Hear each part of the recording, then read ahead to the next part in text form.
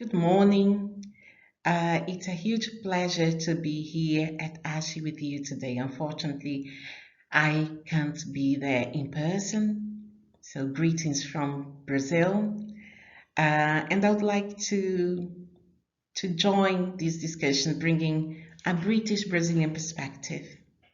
My name is Maria Augusta Arruda. I'm head of research and development at the University of Nottingham. I'm also chair of the University of Nottingham's Network for Race Equity, the Black and Asian Minority Ethnic Staff Network. Um, I think it's really important to remember ourselves what brought us together, what brought the University of Nottingham and the University of Connecticut together. That was this series of events named Is the University Colonial? Critical conversations on its past, present, and future. And it was in this series of events that I had the privilege, the honor of meeting Professor Frank Tuitt and Professor Sharon Stewart that really opened the door and brought us into this family that is now known as the I Care for Justice movement. I thought it would be useful to let you know a little bit about the University of Nottingham. So I work at the Research Academy, as I'm going to tell you in a bit, and I think that we're in a very interesting moment of of the University of Nottingham journey, particularly when it comes to research excellence that has got people as a very important part, an integral part of our agenda. And also how we do research, what is this research we do? So from the challenges of inequality to building a fairer world for all. We are also very proud to be the seventh university in the UK for research power. So we're in a very privileged position indeed. But there is always that conflict of the people agenda, and when I say people, in the most holistic way possible, people's development, particularly researchers' development in every stage of their career, and other parameters of excellence. So people, culture, and ambition is in the very core of our uh, fairly recently released strategic delivery plan for research. And the Research Academy, where I'm based, plays a very important role in advocating for our research community. So everyone from our PhD students, our graduate students, all the way to our senior leaders, the development of these cohort of over 5,000 people is our responsibility. So we advocate for them, we foster excellence, and we thrive through partnerships as the I Care for Justice one. I think that was a good time to have a disclaimer and introduce a bit of context in our discussions. So the I Care for Justice unapologetically is based on the issues around race equity in higher education. An agenda that here in UK, as I'm going to discuss a little bit, has been a bit gentrified and weaponized. And I believe that this is the reason why we see that the minoritized communities in UK, in US, in Brazil, both the people that did the crossing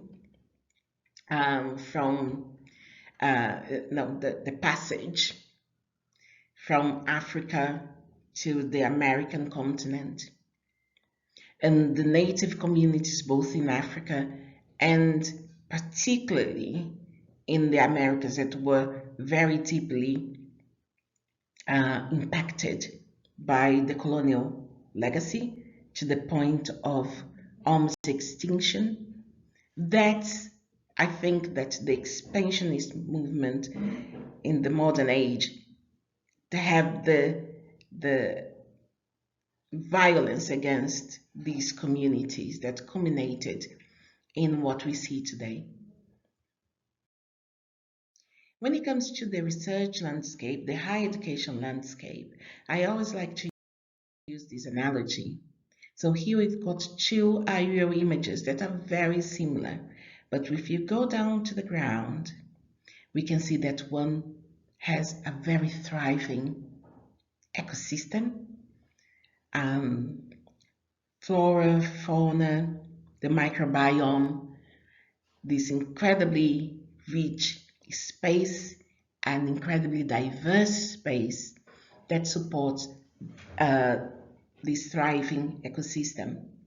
On the right, we've got a man-made um, monoculture, when we can see how bare the the soil is and how impoverished it is. And I think it's a very good analogy to think about the higher education space, the research ecosystem space that we now enjoy.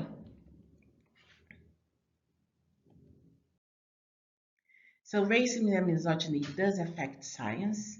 We know that. So there is this book that was released some time ago saying that we live in a world built by men for men, and interesting observations. But I believe also that these observations are quite um, obsolete now. I'm not going to get into the merit of the author that has been involved in some I think, unhelpful discussions about um, trans rights and trans activism. I think that we should all be allies of the trans community and the all minoritized communities. But what she oversaw is that she's talking about a very specific kind of man. It's Caucasian, it's cis man from European, North American residency. And this very specific group of men, they comprise less than 9% of the world population. So it's not surprising that the research we do today, and that's a very blunt example, we still don't have a cure for malaria, but we've got an amazing solution for erectile dysfunction. And what is the big difference between these two? Malaria kills black babies, while Viagra affects erectile dysfunction in uh, usually elderly men. And the men that have access to this medication, they are also from a part of the society. So I think that it's incredibly important to address the intersectional failures of the past, as Professor Kimberly Crenshaw has been teaching us, and the people here in the room have been contributing immensely to bring this debate to higher education. But we are living a very interesting time. Nature released in October an editorial about racism and an issue, a whole issue about racism. The Wellcome Trust, that is the largest private funder for research in UK, acknowledged the role they've been playing in perpetuating racism. We've got papers like this one showing the ecological evolutionary consequence of systemic racism in urban environments, and it goes without saying how it goes into higher education, the intersectional privilege of white able-bodied heterosexual men in STEM. In my lifetime, I never thought that I would have access, that we would see these papers coming up in journals like Science, like Nature. It's interesting as well that we all now know that the diversity innovation paradox in science is non-existent. It's proved that women and or people of color innovate in a much higher rate.